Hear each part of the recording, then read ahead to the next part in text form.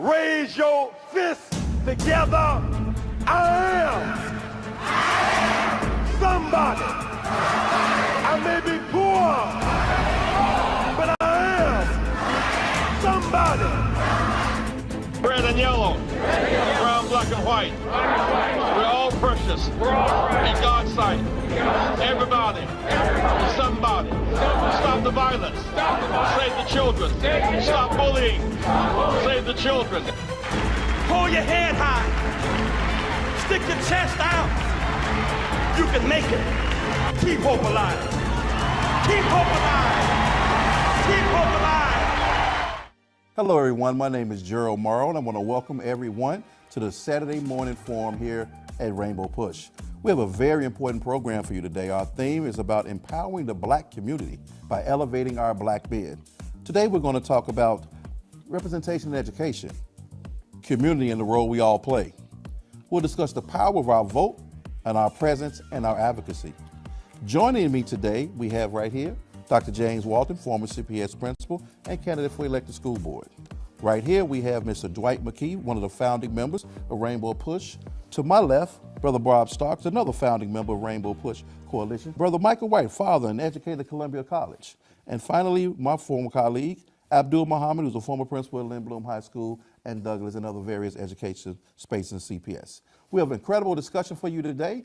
In this first segment, we want to talk about the importance of the black male vote. One of the reasons we want to do it is because in November, we actually have the presidential election, and then we have the first ever Chicago Public Schools school board election. So we want to make sure that we elevate the importance of the black male vote. This segment will focus on the historical significance of the black male vote and its impact on our past elections.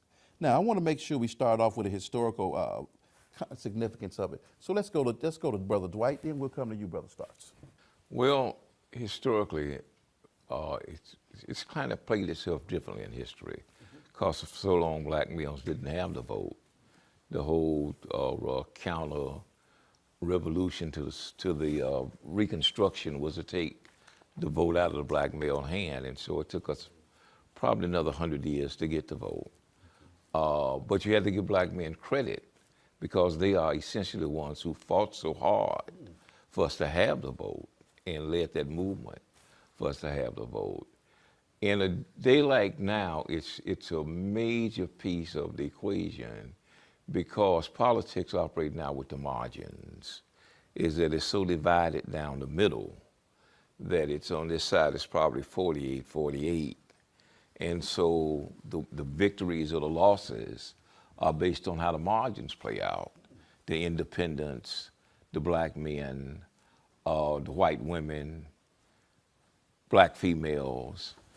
And so we can make a major, major difference, more than we could historically in a existing campaign, which is why even today Biden, who had been taking the black vote for granted, is not trying to court the black vote because he knows that if black men flip, and many of them are talking about flipping, is that he's going to lose the election. And Trump, strangely enough, is now also courting the black vote, which he has never done before. He now has surrogates going out trying to say to black men that, you know, I'm one of you all, I've been prosecuted, I've been persecuted. I understand you all better than Biden does. And so I think that we're in a position now that if we leverage and we organize and we come out, that we can negotiate our interests at a different level than we've been able to negotiate it before. Thanks for that comprehensive answer. Brother Starks. Well, the black vote has been, you know, up and down, and we had somewhat of a guaranteed right to vote, and it was pushed back by the Supreme Court with the knocking down of Section 2 in the Voting Rights Bill. So now you have states like Alabama, Mississippi, Louisiana, which are doing everything they can to restrict black voting, particularly of black males. And then you have black males who say to themselves, what are we getting out of the vote? So we have to make sure, as McGee says, that black Black men want to know, when are we going to deal with the questions of education, the question of jobs, the question of economics, as it relates to African American men, because African American men are still somewhat close to 50% unemployment in many black neighborhoods throughout this country. So it's what's in it for me kind of question that African American men are looking for an answer. Great, I appreciate that answer. Brother Wright, before we gathered and convened today, we were talking about being afraid of the power that we have. Oh, absolutely. Do we really think that our black male really understands the power that he has as it relates to voting? I don't think he understands the power that he has, period. And voting is just a component of marshaling that power, seizing that power. From my standpoint, the politics around voting is the byproduct of the power you have in controlling the community, the resources, the sustenance of your community. If you have that, then the politics will gravitate to you.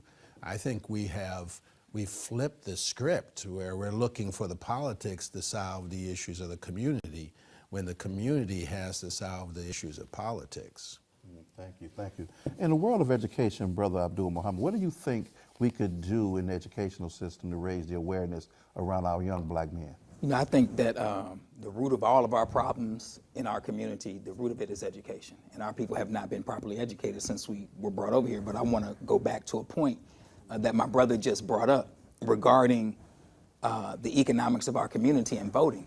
The Honorable Minister Louis Farrakhan has a phrase or a quote that he says, and it's that politics without economics is symbol without substance. And to his point, we've always put the cart before the horse. When Harold Washington ran for mayor right in this city, the black millionaires in Chicago supported and backed Harold Washington. They gave Harold Washington the freedom to do what he did and to win that race. We've always made the mistake, but when we look at other communities, then we see in those other communities that they focus on the economics first, and then with that economics, they use those resources to empower politicians that are going to do what they want in the community. And this goes back to, and this is my professor here, so I have to say that this is one of my college professors, but it goes back to Professor Stark's point that black men are looking for, and not just black men, black people are looking for what we can get tangible out of voting, and that has not happened, and that's what we need. Dr. Walton, as a school board candidate, looking at this issue, what would you think could be done from your level if you are elected to make sure we raise the awareness for our young black males to understand the importance of education and the role that they play? That's a great question, Gerald. I think that one of the things that I'm sure all of us would agree is that we need to actually make sure they understand the power of the vote while they're in school. They need to understand how effective they can be when you actually vote your interest. I think that the issue sometimes to me is they don't see any change happening when they vote. So they look at it individualistically and say, well, I can vote if I want to, or it doesn't matter, they're gonna do what they're gonna do. And what's interesting, and I won't make this a long thing, but my dad, I still vote on the traditional voting day. That's what my dad did for me. But I was a little surprised that my son did not vote in 2020. And I just looked at him, I said, so how did you not vote? And he said the same thing. It didn't make a difference. I don't think my voice mattered. And and he apologized that he didn't really understand the power that he has as a black man in this country to voice his opinion and not worry about, is my voice being heard or not? If you vote, your voice is heard. And so I think that this opportunity for this elected school board is another thing that people have said in this city. We want choice to who is over our Chicago Board of Education. We want to have input. So this is historic. I'm glad to be a part of it. And I'm looking forward to having some substantial efforts and accountability to bring into the Board of Election. I don't want to say they haven't, But I'm going to make sure that there's some accountability and we're doing the things that we need to do for our children. Brother Starks, you want to add some context? I just want to make sure that the person who's running for school board understand that civics and geography is not taught in the public schools. We got to bring it back. Black history, civics, and geography. Many black kids don't know where Montana is. They think Africa is a country. That's insane. We have got to teach physics so they know exactly what government is and what is it supposed to do and how does the government relate to politics. Okay? So we got to make sure that we do that. Chris, I want to bounce this last one off you. What are some of the barriers that preventing the black men from voting in large numbers or just changing their mindset to let them know that your vote actually matters? What do you think a couple of things that we can do there, Brother Clay? Well, I think the biggest barrier is not understanding what politics and government is. Is once you understand that politics regulate and negotiate the distribution of goods and services, that it is where the money is. They decide who gets the money, how much money they get, and how long they can use it for. Once we understand as a practical concept, then we will become more emotionally involved. I mean, we understand, the drug trade as a fundamental economic concept. We understand rap music as a fundamental economic concept. But we don't understand politics and government as a fundamental economic concept that is more direct because they decide where your taxes go, how much taxes you pay, or who gets the contracts. And so it's like Stark said and the brother said here, is we need to start at a fundamental level educating our young men and our young women in terms of what government is. That the Secretary of Agriculture decides how the food is distributed, how the food is grown, who can grow the food. The Secretary of Defense decides on who gets the contracts to go to war, who gets the contracts to build the planes. Once we understand it at a fundamental level, then we will organize and relate to it as a fundamental level. What is the expression? If you're not at the table, you're on the menu. You're on the menu. Exactly. And historically, we've been invited to the banquet only to know that we are the food to be eaten at the banquet. Now we're going to talk about some of the current challenges and opportunities that's been put in front of us. We want to address the current challenges facing black male voters, and we started talking about understanding government.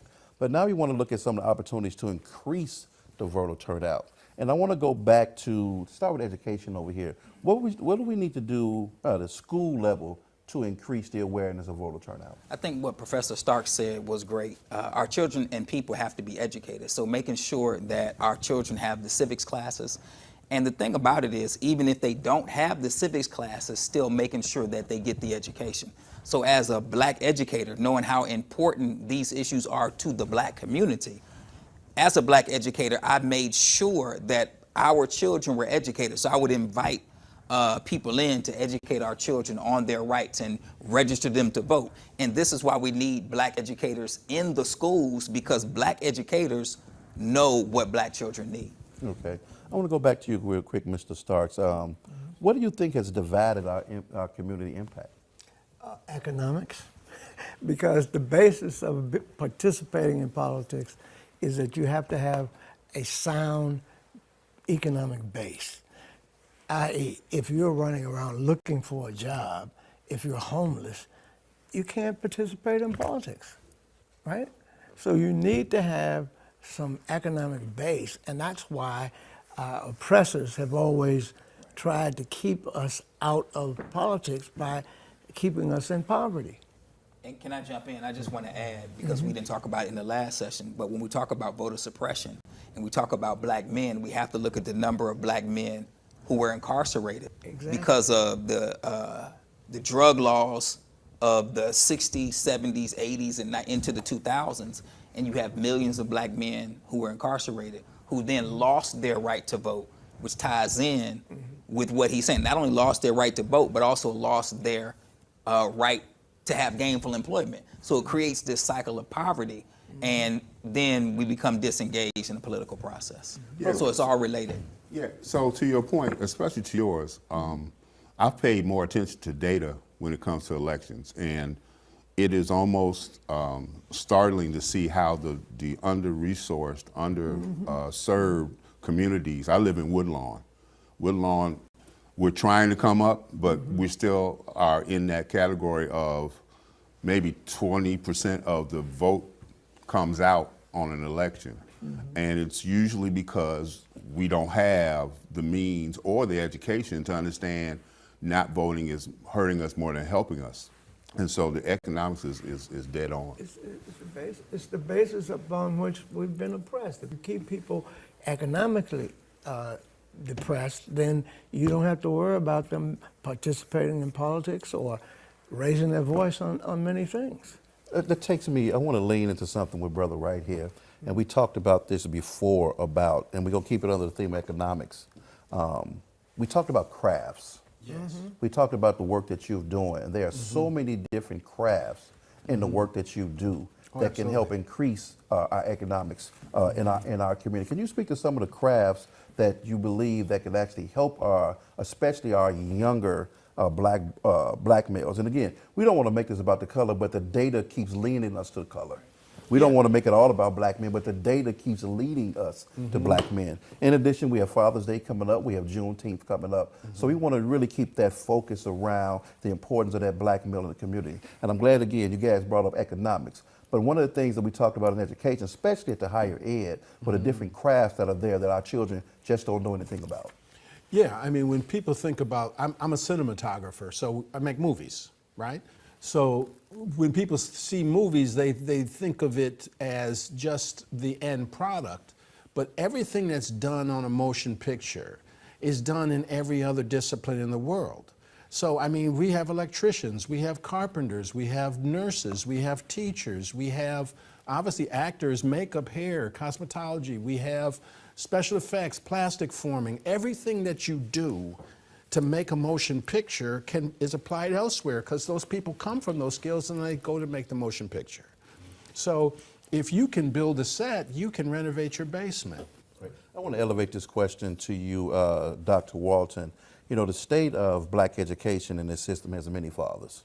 But however, the biological father is systemic barriers. As a school board member, we talked about economics, we talked about structures, we talked about systems. What do you think is missing in a school system that needs to be created to make sure that, first of all, those systems and structures are deconstructed, then they need to be reconstructed? What do you think needs to be done to deconstruct those systems and reconstruct new ones? Well, the deconstruction is challenging because there are things in place that people understand that if it's not like this, then what are you doing? So the change that needs to occur, if I can just piggyback on Michael's point, I had a lot of ball players, basketball, football, had a lot of rappers, a lot of singers. And I would talk to these young people and I would say, so if your knee goes out, what are you going to do? Because football is not going to be the answer. And then what I wanted to do was then educate them about all the things that are around the industry that you are so interested in.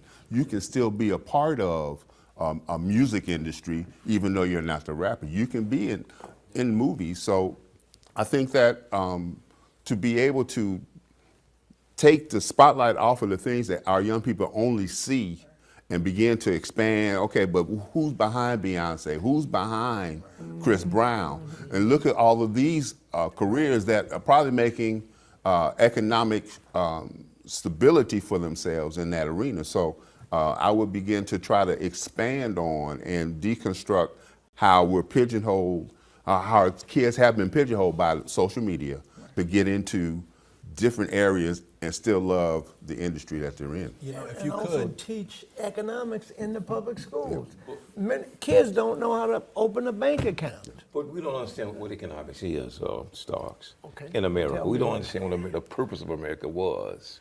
is that the economic system was set up before the Constitution. Plymouth was a company. It wasn't a rock. Right. It was the company owned the colonists that they sent over who landed on the rock that they then called Plymouth. But America was founded by trading companies. True. And so we have to understand that we have to teach our kids that we are part of a world that operates in trading relationships. So then they can understand that who runs the world is families, trading families. Mitsubishi is a trading family. Ford is a trading family. True. What we do with our kids is that when they were raised, we teach them to become independent of the family rather than to coalesce with the family. Everybody else who comes here as a family and operates as a family. And so rather than we invest in each other as a family, the first thing we do is say, boy, you need to leave home. So now you got 3 different car notes, 3 different house notes, 3 different insurances you got to pay. And there is no focus of investment in a family economy. And the reason that the Hispanics do so well and the Chinese do so well is all of them, they come over here as a family, they live in the same house, and they invest in one little restaurant. They all work in that restaurant, and then they grow that restaurant. They grow out as a family. And we have to go back to that principle. The way we succeeded historically was strong community. And the way we lost, because we lost ourselves in community. We lost our self-love. We lost our self-determination. And in the words of Mrs. Jackson, what she taught me, we lowered our insult level. We allowed certain things to become insulting, and we just tolerated it. But one of the biggest things I want to lead us to, and I'll open up with this question before we dive into community, is that Dr. King said, shallow understanding from people of goodwill is more frustrating than absolute misunderstanding of people of ill will. So we want to start building the community. How can we make sure that the people of the community, who are the ones who are educated, articulate, who are knowledgeable, can make sure we become welcoming to those of us who may stand on the sideline? Because the people who are disenfranchised, they're the ones with the solutions. But for some reason, we have not organized them to ask them what is that they need, what is it that they want, to help us find the solutions. So as a school board member, how do you think that we can galvanize the community's voice? And I want us all to go around the table to talk about it in your various roles of how do we get back to qualifying community and family to be the foundational push, which has been historically for the African American community where everything has started. Starting with you. Yeah, well, I think that the issue that the Chicago Board of Education has established has been more, for lack of a better term, a rubber stamp of whatever the mayor that appointed them wanted. They dealt with governance, but they dealt with governance in a more obedient posture. Okay, this is what you want, this is what we'll do. I think in order to deconstruct that, in a previous conversation we had, I'm going to be accountable to a district. I think I'm in 10A, and I want to know what's happening with all the schools and all those school communities so that I can be effective, because I think the accountability piece is the first thing for deconstruction. If you're not willing to be accountable and you just want to come in, I've heard these board meetings. The people are saying what the problem is, and the board's not listening. I think we need some people to listen that sit on the board. And so that's how I think the deconstruction begins, this voting to put people in place by people that are vested and interested in who's going to be in those 10 slots, and then begin to be accountable for the value and the confidence that the voters have put in you to be elected. And now I need to be accountable, because I'm not just trying to sit on the school board and say, hey, I'll be here for 2 years and I'll be hollering at you. No, I have to be able to say, this is how I want to be effective. This is how I want to begin to deconstruct the things that have built over time. Okay, I want to elevate a question to Brother McKee and Brother Starks here around what do you think needs to be done in the community to really elevate the shaping of the minds of our future activists, our future lawmakers, and our future people who are going to be leaders in the community? What do you think we need to do to galvanize that so these voices can now go to the school board member and the organized voice to say, this is not what we want, this is what you're going to do? Well, first we have to teach our own children. Because our children have been taught by people who don't look like them, who have no connection to them, who are young white women mostly who comes in, work 3 years trying to get their debt dismissed, who goes out look for a real job, who have no emotional or intellectual connection to our kids. And Carter G. Woodson say that it's always going to lead into miseducation of the Negro. And so I think we have to start first teaching our own children, then giving them a curriculum that's relevant to their conditions and their future.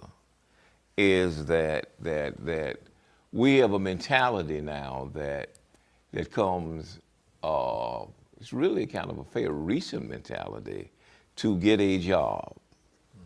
We train our children to get a job.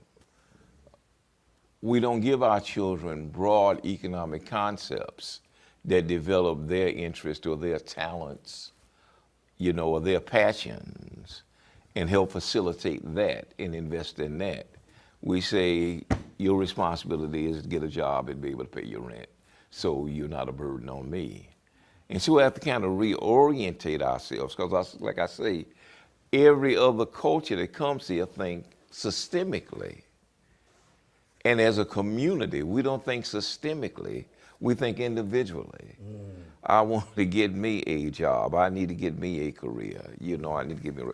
We have to really reorganize our thinking.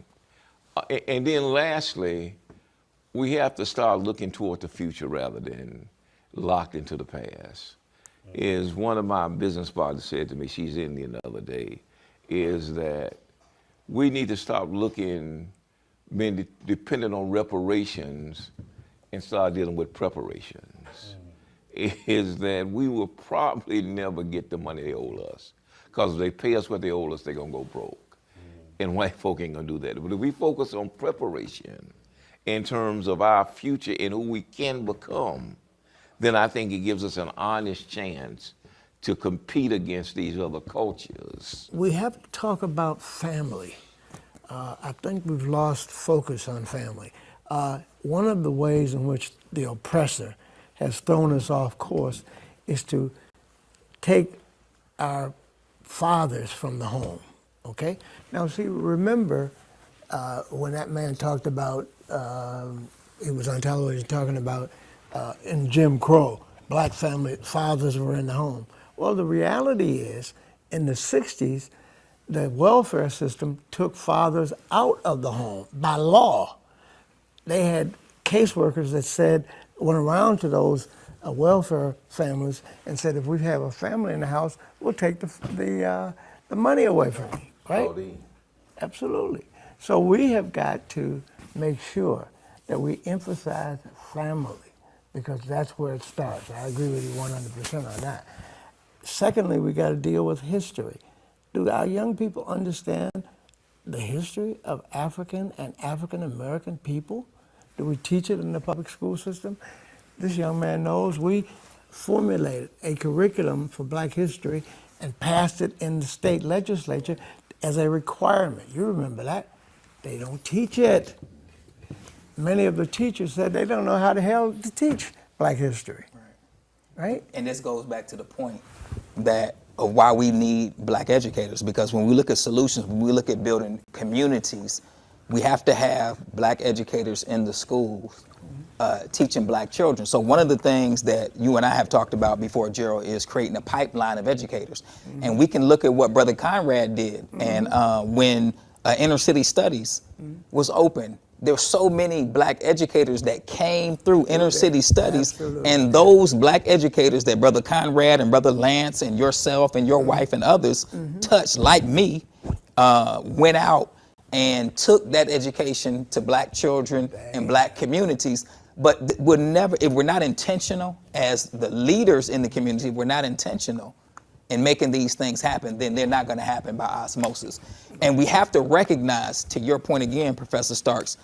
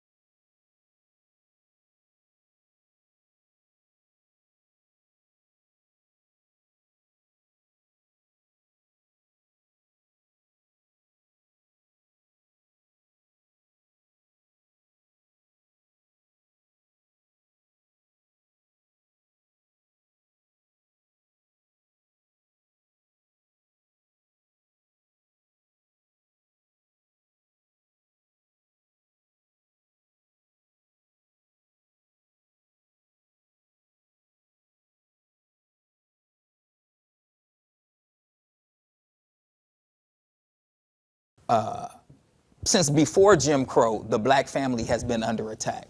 Because as you said, if the American corporation was built by families, then they know where the real power lies. And it's not like there's nothing wrong with black people. Black people are not ignorant. Black people are not dumb. Right after slavery, black people in this country went and built their own cities and their own towns, just like everybody else did.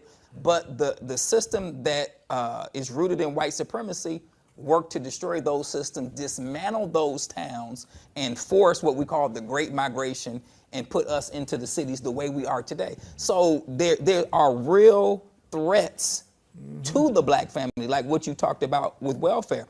But again, if we're educating our children then and giving them the black history that they sorely need, that's on the books, that's not being taught, then we're giving them that. We're giving them the knowledge of economics. But if we don't create a pipeline of educators to teach black children and black families, then we're not going to have the effect that we want in our community. You know, that's a great point. And I remember back in my elementary teaching days, I knew the kids liked rap, so we would do rap for Black History Month. And one of the ones that every student that sees me almost can recite from the year we did it was everything that you see with your eye was probably invented by a black woman or a black guy. And that was the kind of thing that I was trying to energize my students. You know, you can do and be anything you want. But I don't want to mention the name of this institution or this phrase that comes up, but a lot of it has to do with us being okay with us. We have a divide. There's a divide, unfortunately, in our community that's been there since we came. They brought us here. And in order to overcome that divide, we have to really reach out. I love the Kwanzaa. I love it. I love every principle. And that collective economics thing, I get excited about that, having purpose. But because of this divide that continues to be in our community, we got to overcome that. We got to say we are all on the same team. It doesn't matter, we're here together and we can be a force. We have been a force. And so I think if we can begin to break those barriers as well, I think we have a great chance, and the education helps that come together. There's the external threats to the black community that we've always fought against and always organized against. But then what you're talking about is there's the internal, right? There's the colorism, there's the self-hatred. But all of that is when we re-educate our children and we control our schools, as my brother said, then we deal with all of those issues. I want to bring up some data that some research. There are 852 school districts and only 21 black male superintendents. There are no black men on the State Board of Education. In our city colleges, there's only one black male trustee in the city of Chicago. There are 0 black males on the leadership team and only 2 black male presidents. Chicago Public Schools, only 4% to 8% of the principals are black men. No black men in high positions in CPS CEO's cabinet. Out of 30 executive leadership positions in CPS, only 2 were held by black men. And the one daunting statement is, the Chicago Board of Education has not appointed one black man on the Board of Education. This is where we are now. These are the things that our community and our families are seeing. And one of the things that I know as a 34-year educator, a black boy cannot be what he does not see. He cannot grow into anything that is not there for him to focus on. And one of the things that we were talking about with Mr. Wright was, one, how we manifest his imagination. And one of the things I know about our African-American boys is you have to love him so intentionally that he doesn't want to disappoint you. But if you really want to engage him, you have to manifest his imagination. Could you speak to that, Mike? Well, again, going back to what I do, it all starts with the written word. And it's easy to put on page, woman walks into dark room.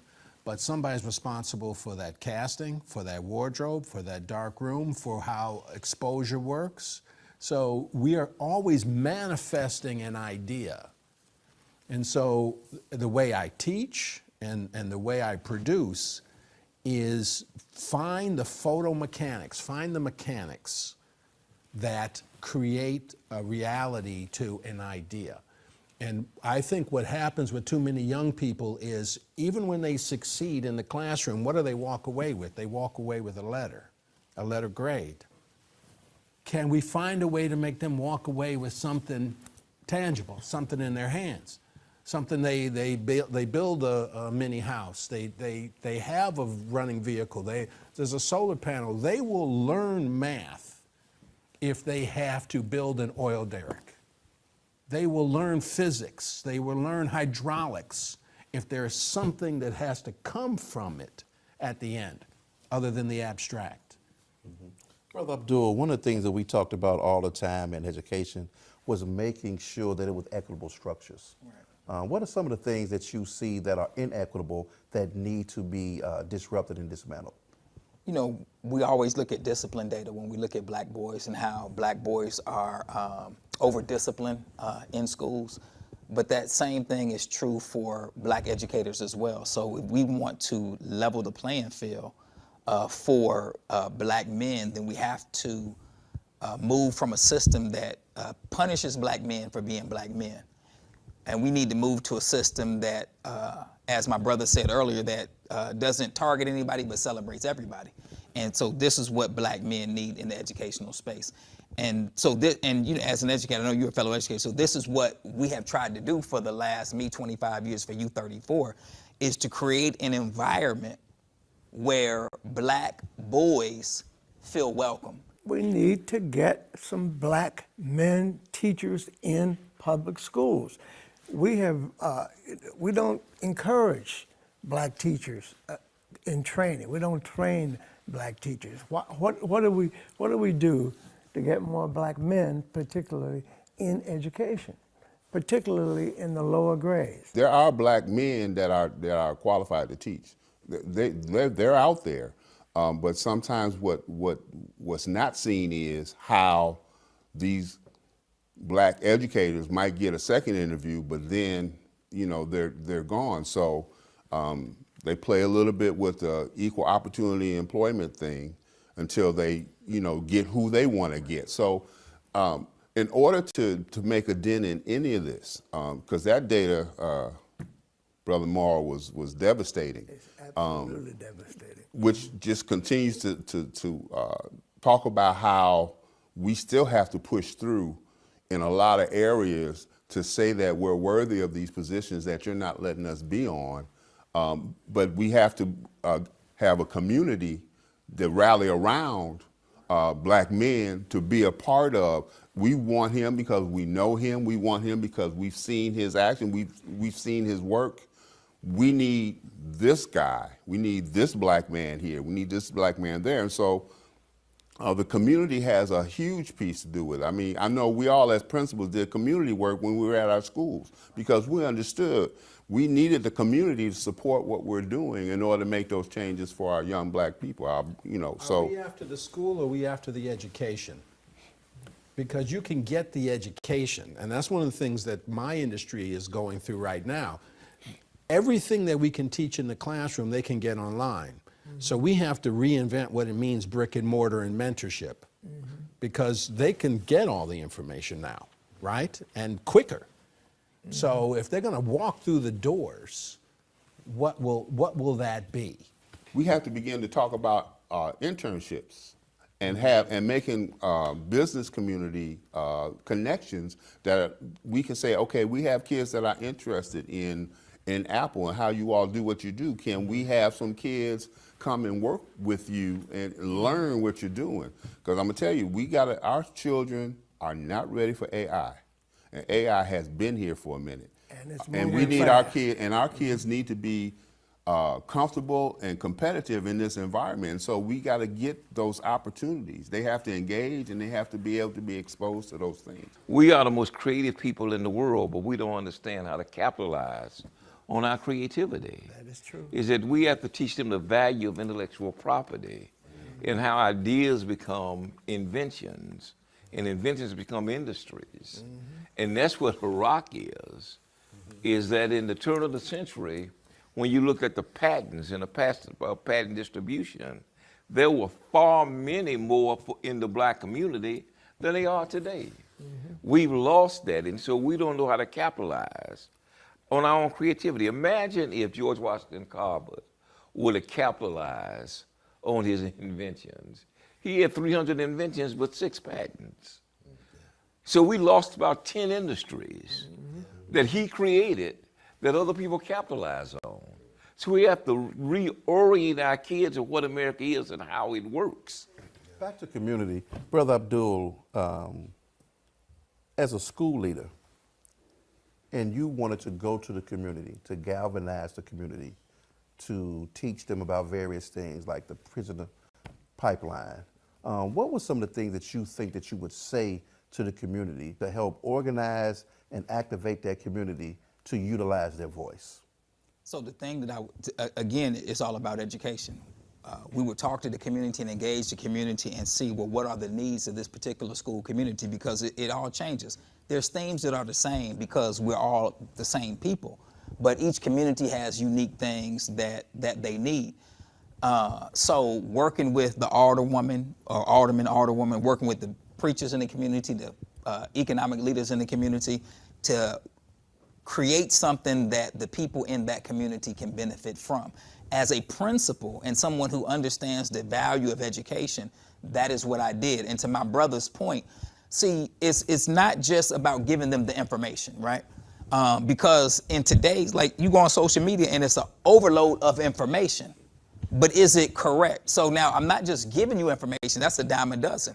But when a person says, well, you know, we were better off under Jim Crow, if you just accept anything, you'll accept that as a fact, right? But now I have to teach you to be a critical thinker, right? When someone says, well, I gave more money to black colleges than any other president in the history of the United States, we have to, that's information, but now I have to show you how to critically think and compare information so we can arrive at the right conclusion. That is a skill that needs to be taught. And so even though the quick access to information has changed, but all we have to do is turn on the television and have a conversation. Our children today don't read books, but they'll watch a YouTube video and think that everything in the YouTube video is scripture, right? So, I mean, that's information, but we have to teach now the skill of critical thinking to our children. If I ask you this question, and I'll pass it around, what does this mean to you when you hear this? Black men in education must no longer play dead to survive. Oh, as a black man that's been in education for 30 years of my life, what happens is, because there's been so many assaults on black men in education, that black men just get in a comfortable space and don't rock the boat, right? Even though the boat needs to be rocked, because our children are drowning, something needs to happen. Our children are dying in the schools, and that's not hyperbole. We've seen them shot in the front of the schools right here in Chicago. So our children are dying in the schools, but black men feel as though their voice is not respected, their voice is not heard, their intelligence is not respected, and it's a fact. I've done it for 25 years, you've done it for 34. But again, and you raised your voice and I raised my voice, but what we have to do as black men and as a community is raise our voice together to make sure that our voice is heard. So we can no longer play dead. We have to become active, because you know, we're at a point in the 1970s, there was a show, and it's on YouTube now, but there was a Tony, what's my brother's name? Tony Brown. Tony Brown. Tony Brown's Journal did a show, Is It Too Late? It might have been in 1972, and they were talking about, is it too late for the black community to survive? Well, here we are, 50 years later, but we're at a similar place right now. We're facing an election with two different candidates, and whichever one you choose, there's consequences that will affect the black community either way. So we could ask that same question today, is it too late? And if we don't work together as a community, then it's absolutely too late for us. Black men been forced to assimilate? Absolutely. Black men have been forced to assimilate and capitulate. But those are, and this is not new, this has gone on throughout history, but who are the ones that we remember? Who are the ones that we honor? Who are the ones that we respect? Who are the ones? You just quoted Dr. King's words. His words are not dead. His words are alive because he didn't assimilate. Malcolm's words, you pull up a video of Malcolm today, and it sounds like he's alive with us right now because he didn't assimilate. The same is true for Marcus Garvey. The same is true for the Honorable Elijah Muhammad. The same is true for Ida B. Wells. Everybody who did not assimilate are the ones that we honor, and even though we're afraid, some of us, right, in the time period. But the ones who didn't assimilate are the ones that we honor and respect. So yes, who are the black men that assimilated back then? We don't know their names. Why? Because they assimilated. One of the things that we don't have time to get into it, but what role does social media play in this whole thing? I mean, our kids are, I would say, as an educator, it's a tool, right? The thing about a tool, it either can be used to be effective or it can be used to be destructive. It's destructive. Yeah, but it's because the tool has been put in the hands of somebody who we have not developed them to be able to use the tool. Now, some of our children use it effectively, sure, but some of them do not. But again, like, we're talking about 14, 15, 16-year-olds. We have all these criticism for rappers. Mm-hmm. But I'm telling you the truth. If I'm 18 and you ask me to make a rap song, guess what I'm gonna rap about? I'm gonna rap about what 18-year-olds rap about. Okay. But if we don't put some intelligence in 18-year-olds' head, then that's all we'll get. So the social media is like a hammer. You give a 15-year-old a hammer and say, go outside, and he sees somebody he don't like, what he gonna do? Knock him in the head. Knock him in the head with it, right? So it's not the tool that made him do that, But once we put intelligence in the head of the person that's using the tool, now we can get them to use the tool more effectively. So we got a picture of that during the time of George Floyd. When we saw what happened to our brother, we were in the house during COVID, and we weren't distracted by the foolishness on social media, the 24-hour television shows, right, and the 24-hour sports. We weren't distracted by all of that because we're all in the house during COVID. And we saw our brother get murdered, and now what was a tool of foolishness now became a tool of organization, because the people were so incensed at what happened that they organized themselves to go against police brutality. So we have to use those tools. The irony of the pandemic was that community was forced back upon us. Absolutely. And that's evidence right there. I mean, as scientists, that's evidence that community is the solution. You know, even though it was forced upon us by the pandemic, but it worked. Just like segregation worked. And as we get ready to close, we want to put a question on the table, and all of your different roles as community people and as fathers, because it is Father's Day. And Juneteenth, when we celebrate our own independence, what do we think that needs to be done in your own particular role to make sure you can drive home what needs to be done in the community? What needs to be done as a father from your position? Well, from my position, I'm very clear on nothing can happen unless the community is a part of it. Now, things have happened that communities have tried to be a part of it, and they were not heard. I think the community needs to be heard. I think there are fathers out there that want the best for their families. I think that the Juneteenth that we're about to celebrate, where the last African Americans found out that there was no more slavery, how sad could that have been if they never got that Juneteenth message? So I think it's about rolling up the sleeves, going into the community, saying, I want to work with you because we can do more. I have a African proverb that says, if you want to go alone, if you want to go fast, go alone. But if you want to go far, go together. And so that's what I plan to do.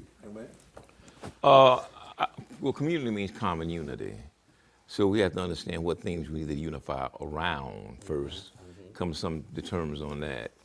And secondly, what we do in my Brown project, is my Alpha Redemption Project, is we got 100 young men that we take into a residential program for 9 months a year. And we got 10 counselors, and we mentor them every day, 6 days a week. We take them all over the world. We get in their heads. We make sure that they got jobs and housing, and it's a hands-on proposition. You really can't save the community from a distance. You have to be with them. You have to know them. You have to connect with them. And you have to make each child your project. Every young man, every young woman you see, as in the old days, they saw them as their own. When I was growing up, every woman in the neighborhood was your mama. And she treated you like you was her child. And you showed her the same respect that you showed your own mama, because you know if you didn't, your mama would beat you behind. We have to go back to the values that got us through this so far and see every child as our own. I agree 100%. But I'm also, just give you a little short story. My grandson, 12 years old, said, Granddad, I'm glad you gave me your own phone. He said, but they don't allow us to have the phone in the classroom. I said, that's great. It brings to me the position that we have got to do something about social media because it works with the education in the classroom. There are many kids who overlook what's going on in the classroom, sit in the classroom with their phones and on social media. That's got to stop. Right? Well, first I want to say that convenience is the bane of independence. Okay. So because something is simple to get to, you don't know the steps by which it is created, brought into the world, how it is manifest. So we have to be cautious about that. As a father, be really good at something and be dedicated to that, because your boy's watching, your boy's friends are watching, the neighbors are watching, If you're out there in your garden and you're making it gorgeous every Saturday, people are watching. And 25, 30 years later, somebody's going to come up to you and say, you know something, I used to stop and watch you in your garden. And now I'm doing this, I'm doing that. You know what I mean? And as far as a Juneteenth message, I really think there needs to be some organization, and this is just a political play. This is just some clout. Every Juneteenth, if all black folks did one thing, I don't care if it's dropping a penny in a mailbox. If every time it comes around, the world's gonna be stopping, they're gonna be waiting. What are they all gonna do this time? And that's power. You see what I mean? So it has to be something simple that everybody can get to, everybody can do. You know what I mean? But it just shows. It shows, like you talked about with the pandemic and being at home. Unity is power. Gotcha. Abdul? Yeah, so I would say that the way I would contribute is to engage the community in the educational process of their children. So that's something that, as my role as an educational leader, that I would do. As a father, I want to be an example, and I want to be the change that I want to see in my own community. There's, like my brother just said, there's nothing better than your example. And then related to Juneteenth, Juneteenth represents independence, right? And that's the spirit that we have to have. And independence is different than emancipation.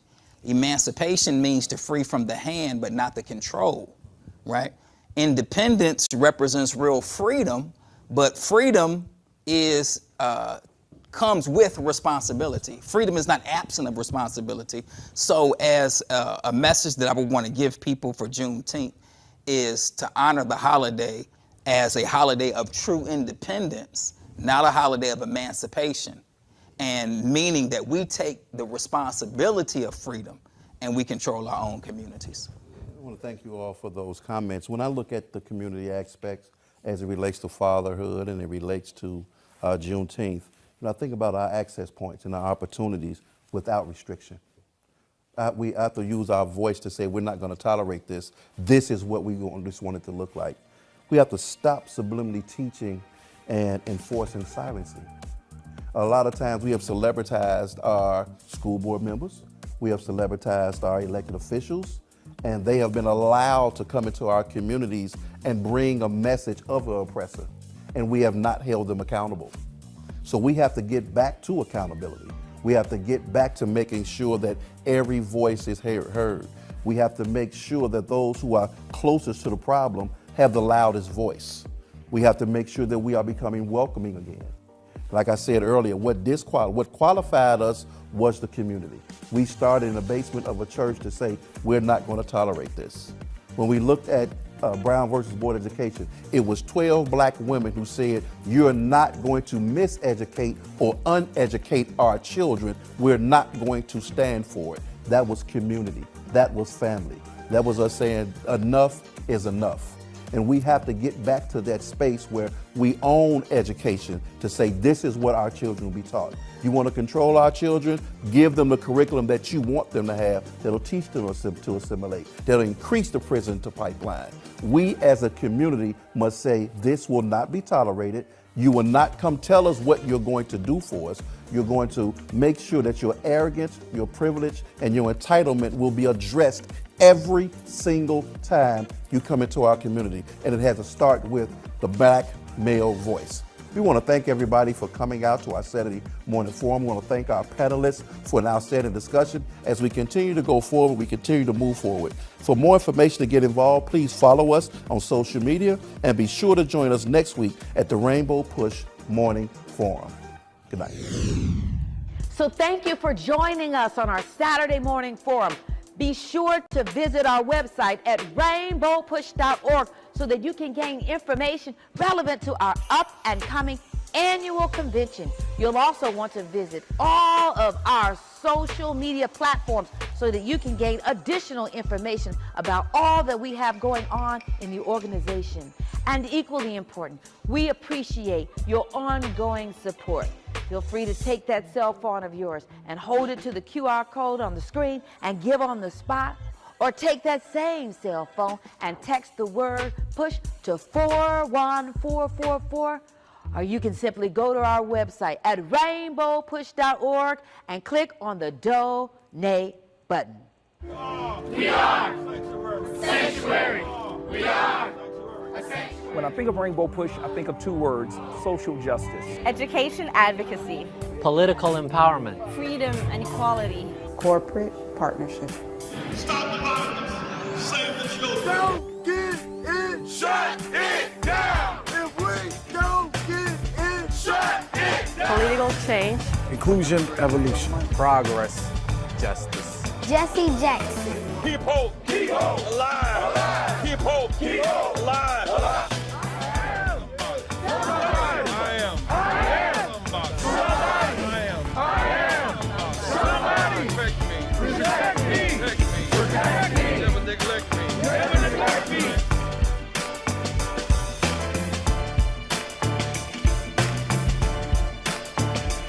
We want to be bridges to end these cultural gaps.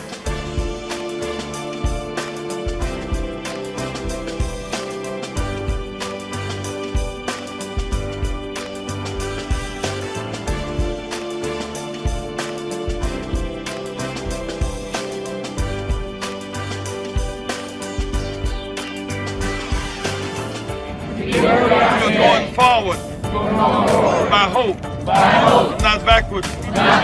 By fear.